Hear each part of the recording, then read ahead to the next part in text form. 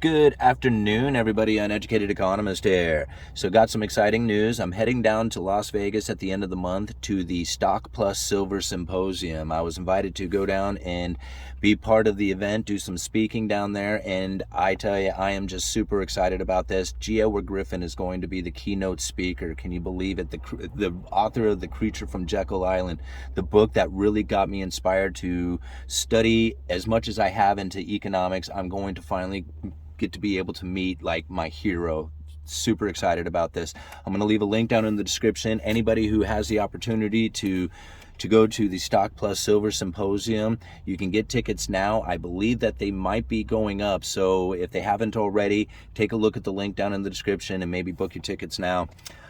In this video, I want to talk a little bit more about Cantillon effect. A lot of people ask me to do like maybe a course video or maybe just a deeper dive into the Cantillon effect to describe what it is that is happening when you think about the flow of money going through the state. Now, really, the Cantillon effect is the increase and decrease of money to a state.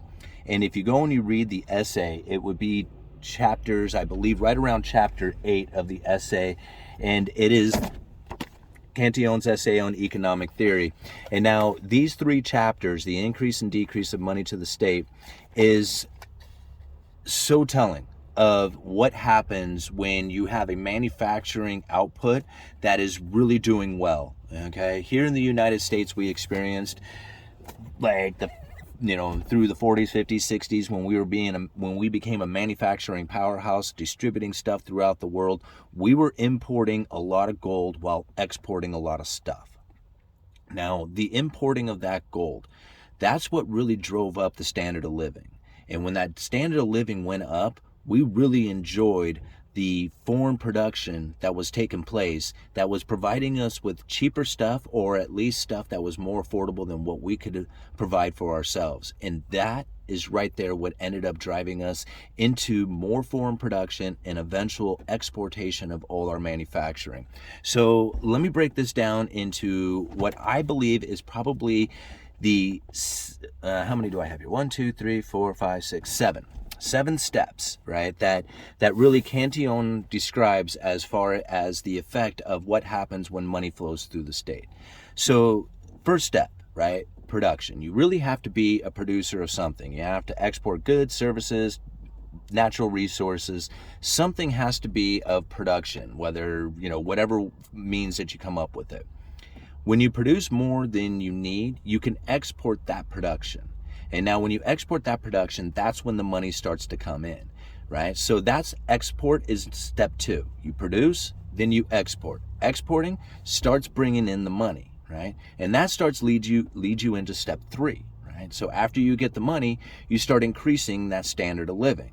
Step 3 has you buying, nicer house, nicer cars, nicer food, nicer clothing, nicer everything that's out there, because everybody wants to enjoy the new money that they make. So that's where step 3 comes in, starts moving into step 4. After you have raised your standard of living, you start to increase that standard of living by buying into luxuries, right? Pretty soon you'd like to go out and golf more, or go fishing more, or, buying video games, or doing whatever it is that is entertaining you.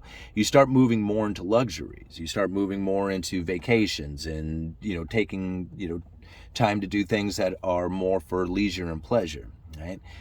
That starts leading into step 5, which is the imports, right?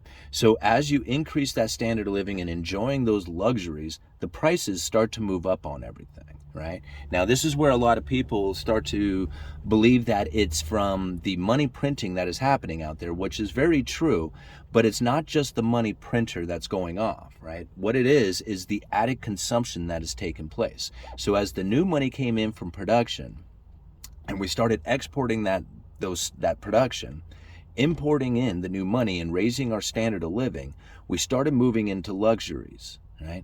That move into luxuries means that we were consuming more, right? More clothes, more food, more stuff, right? That added consumption then deprives the people at the end of the line. And that's really where the prices start to move up. Now, when the prices move up because of the added consumption, they're taking away the availability out there, but yet there's still demand, prices start to move up. When that prices start to move up, this is where foreign competition really starts to move in. Right? Because foreign competition can now travel the distance that it takes and sell to the local economy cheaper than what we can produce it ourselves. And so that would be the step into imports, which would be step 5, right? Now, the step into import leads you into decline. The more imports that start to come in, the more you're exporting your dollars out. The more you export your dollars out, the less money that you have. So this is the decline that begins to take place.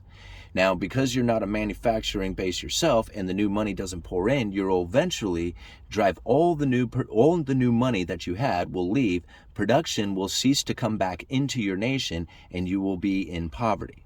All right, so that would be step 7. So step 1, production. Step 2, export. Step 3, standard of living increase. Step 4, the move into luxury. Step 5, the move into imports. Step 6, the decline. And step 7, poverty. And that's simple explanation of Cantillon effect. Now, there is a lot more in that story. You can tell a lot more about how it is that when the people are moving into those luxuries, if they didn't move into luxuries, you might be able to stop somewhat of the Cantillon effect, but that's not human instincts. When you make new money, just like anything else, whether it's from your new job, a pay raise, an inheritance, whatever it is that you get that new money, you want to spend that money and enjoy what it is that you're spending that new money on. That is natural human instincts to do that.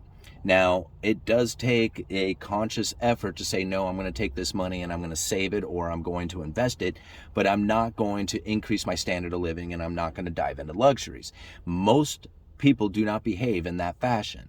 So once the new money comes in and the standard of living increases, the dive into luxuries is almost inevitable. Right? That's what's going to happen. And now when luxury prices move up, or just the prices of everything start to move up, further distances that can produce the same product at a cheaper price begins to compete. Right? So if you're making cars here that could become very expensive, foreign competition, the foreign cars that are out there may be able to come in and start competing even though they're made from a distance away and have to take travel expense into consideration. But because those foreign competition can produce an item that is cheaper, it begins to sell inside of the nation that has moved into luxuries.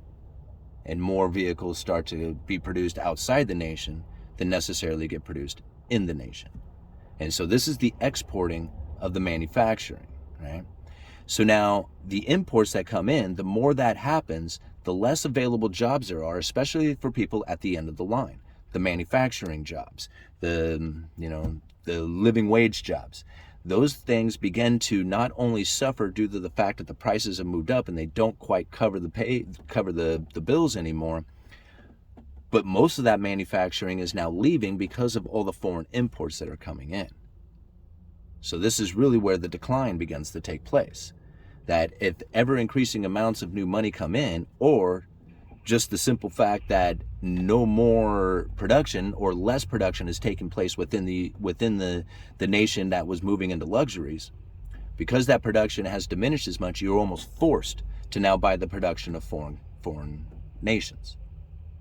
And this will eventually, inevitably, lead into decline and then eventual poverty if it continues to go that way. Now, most people can say something about like, well, that's the reason why you have to bring production back to the United States. It will never be able to compete on a level that what foreign competition can do. Right? We can bring it back, but it's not, and it might slow the tide, right? It might slow it down some, but to inevitably reverse or to change it and make it an inevitable reverse that you can go back to a higher standard of living with good manufacturing jobs, takes people lowering their standard of living, right? It means that you have to save more, produce more, earn less, right? These are the type of things that would have to happen in order to reverse the course. And that's not going to take place. So we can see the evidence of this happening in China. Right? China was, like, think about it like this for real quick. A few years ago, like 3 years ago, there was a lot of news 3-4 years ago. There was a lot of news that came out talking about how China was going to overtake the world as the number one economy, as the world's largest economy. That was like 3 or 4 years ago. There was hardly anybody out there. Now, there's a few people, but there was hardly anybody out there who would have like argued against that. Right? I was even one of them saying like, hey, China's going to take over as the world's largest economy. All the information, all the economists, everybody said that that was going to be the case. We're finding it not now. In fact, they're saying that China has peaked out in its economic, expansion or whatever you want to call it. They are not going to become the world's largest economy. So I think about that. It was like, well, how many people back then took the information, considered it, said, okay, I'm going to start dealing with my investments, my strategies, my business, everything that I do is going to have the idea that China is going to be the number one economy here in a few years. Well, now we're finding that it's not going to be that way. Manufacturing is slowing down dramatically in China, and it's moving to cheaper places. Mexico and Vietnam and Malaysia and India. Lots of places that China is now losing its manufacturing base to, because this is the Cantillon effect taking place. For the last 20 years, they were the place to go to manufacture. But because everybody was sending their manufacturing to China, China was exporting a lot of stuff, started raising their standard of living. You see what's happening here? It's the same thing, It doesn't look exactly the same every time, but for the most part, if you follow those 7 steps, production, export, standard of living, luxuries, imports, decline, and poverty, then generally it's going to fall in some kind of scenarios that have that in mind, or it would be like have that kind of description going on. Yeah, you know what I'm trying to say. All right, come see me down in Vegas. The links are down in the description. Uneducated Economist, you let me know.